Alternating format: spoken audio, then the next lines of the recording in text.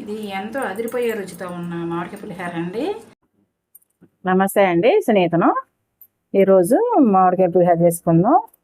పూజ కోసం మల్లెపూల కోసం పైకి ఎక్కానండి. పైకి పోస్తాయి మల్లెపూలు, రోజు ఆయన తెస్తారు. ఇవాళ నేను ఎక్కాను. తెస్తే మల్లెపూలు కోస్తాను. తలపైకి మామిడికాయలు చూడంగానే కోసిన పులిహార చేసుకుంటే బాగుండు అనిపి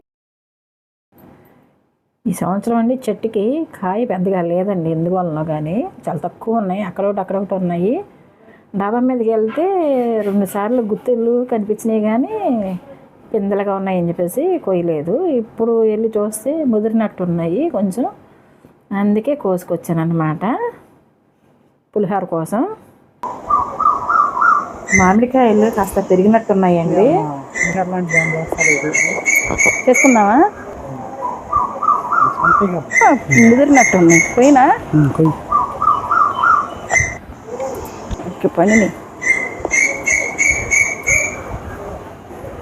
2 సరిపోతాయి. ఎండారా ఇంకోటి పోయింది.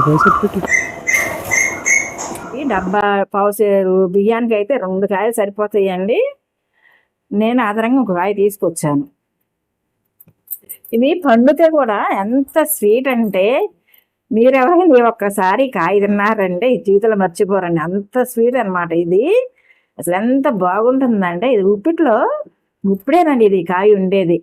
చిన్న రసాలు. ఇది 1 పావుసేరు బియ్యం తీసుకున్నానండి నేను. ఇవి నానబెట్టేసుకోవాలి అరగంట ముందు. మామూలు బియ్యమే తీసుకున్నాను, రోజు రెగ్యులర్గా ఉండేవి. సోనా మసూరి. దీనికి ఈ 2 కాయలు పులుపు సరిపోతుందండి. ఫస్ట్ కడిగేసి నానబెట్టేసుకుందాం. ముందుగా కడిగేసి నానబెట్టేసుకుందామండి. 1 అరగంట సేపు నానితే బియ్యం పులిహోర బాగుంటుంది. కడిగేసుకుందాం. కడిగేసి నానబెట్టేస్తాను. మామూలుగా రైస్ వండుకున్నట్టే వండేసుకుందాం 1 అరగంట అయిన తర్వాత.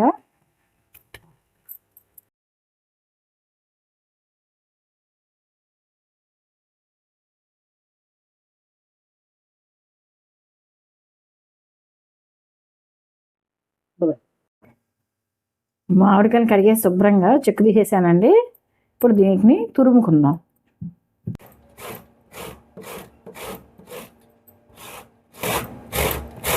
చక్కగా ఇలా తురిమేసుకుంటే బాగుంటుంది. 2 కాయలు ఇలా తురిమేసానండి. అన్నం డబ్బాలు వండానండి. రైసు నేను స్టీల్ బేసిన్లో వేసేసుకుని చల్లార్చుకున్నాం.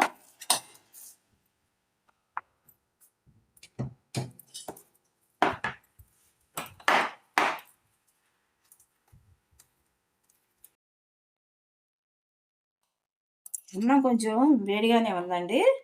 ఇప్పుడు ఫస్ట్ మనం మామిడికాయ తురిమాను కదా, చాలా సన్నగా తురిమాను అనమాట, చిన్న బిజ్జాలతో. ఇవి వేడివేడి అన్నం వేస్తే మగ్గిపోతుంది. వేసేసుకుందాం.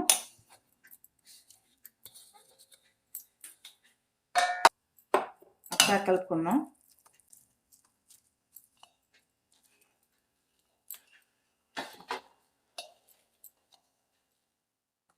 కాలుతుందండి, పర్వాలేదు.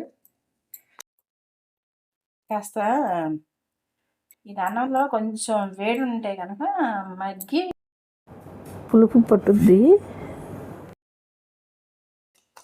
ఇప్పుడు కాస్త నూనె వేసుకుందాం.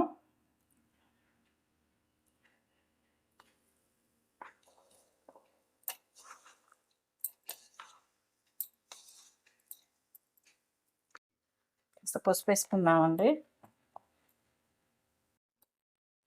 కాస్త కరివేపాకు, రుచికి సరిపడా సాల్ట్ వేసుకుందామండి. అన్నీ కలిపి వేసుకోవాలి. ఇది మామూలుగా డబ్బాడికి 1 పెద్ద కాయ అయితే సరిపోతుందండి. మావి చిన్న కాయలు కాబట్టి నేను 2 వేసాను.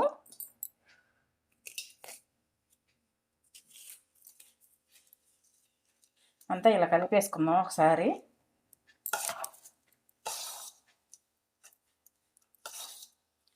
చాలా తేలికగా చేసేసుకోవచ్చండి ఇవి కాయలు ఉంటే. కానీ కమ్మదనం ఉంటుందండి ఈ మామిడికాయ పులిహోర ఇలా చేసుకోవడం వలన. చాలా బాగుంటుంది. మొత్తం అంతా ఇలా కలిపి వేసుకోవాలండి. కలిపేసుకుని తాలింపు వేసుకోవాలి. ఈ మామిడికాయనండి నేను చాలా సన్న బజార్లు తురిమాను కదా, ఇదిగోండి ఇదంతా మామిడి తురిమే.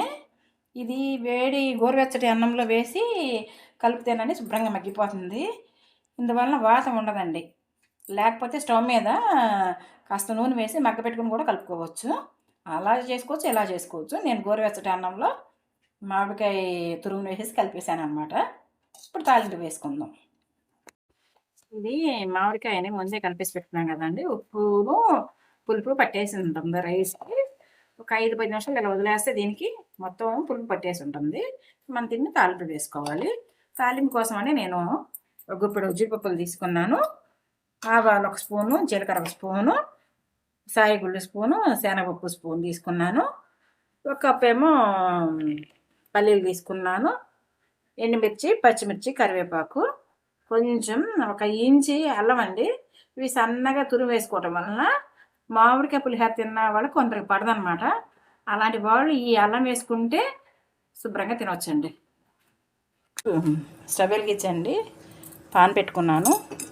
6 గరిటెల నూనె వేసాను. గరిటెతో వేసానండి, ఎక్కువే పడుతుంది నూనె. నూనె కాగిందండి. పల్లీలు వేసేసుకుందాం. పల్లీలు వేగాలి. 1 ఇంచి అల్లం ముక్క తీసుకున్నాను కదా, దాన్ని తురివేసాను. దాన్ని వేసుకుందాం. ఇది వేయటం వలన మామిడికాయ పులిహోర తిన్న వాళ్ళకి, ఏదైనా వాతం ఉన్న వాళ్ళకి హరిస్తుంది అనమాట. ఇది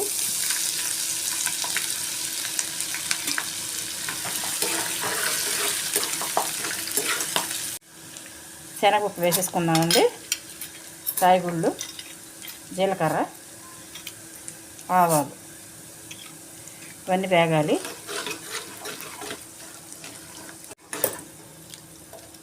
తాలింపు దినుసులు అన్నీ వేగిపోయినాయండి. పచ్చిమిర్చి వేసేసుకుందాం. 6 పచ్చిమిర్చి తీసుకుని నేను చీలికలు చేశానండి. కట్ చేసుకోవాలి మధ్యకి.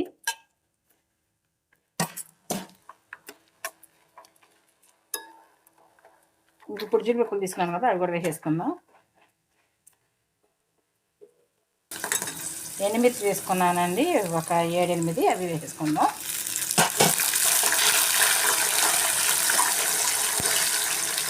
కాస్త వింగి వేసుకుందామండి.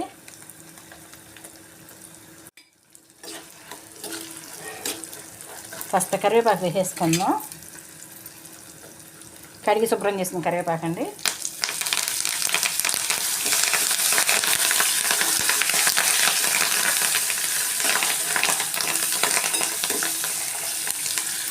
చిటపట్లాడతా పోపు వేగిపోయిందండి. ఇప్పుడు మనం పులిహోరలో వేసేసుకుందాం.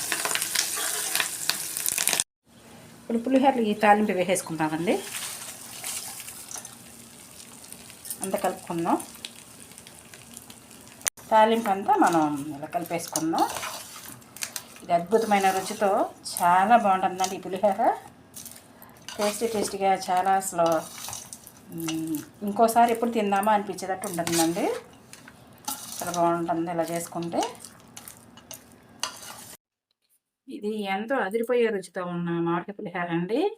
ఇలా చేసి మీరు కూడా చూడండి ఒకసారి, ఎంత బాగుంటుందో. ఒకసారి తిన్నారనుకోండి మళ్ళీ తినాలనిపిస్తుంది. మళ్ళీ తినాలంటే వేసవికాలం రావాలన్నమాట. ఇవి మాకు లేట్గా పడినాయి కాబట్టి నేను ఇప్పుడు చేశానండి. ఈ మామిడికాయలు మాకు సీజన్ లేట్గా వచ్చింది. లేదా ఇంకొంచెం ముందు 1 నెల ముందు చేసేదాన్ని అనమాట. చాలా అద్భుతమైన రుచితో మామిడికాయ పులిహోర రెడీ అయింది. ఇలా మీరు కూడా ట్రై చేయండి. ఉంటానండి. బాయ్.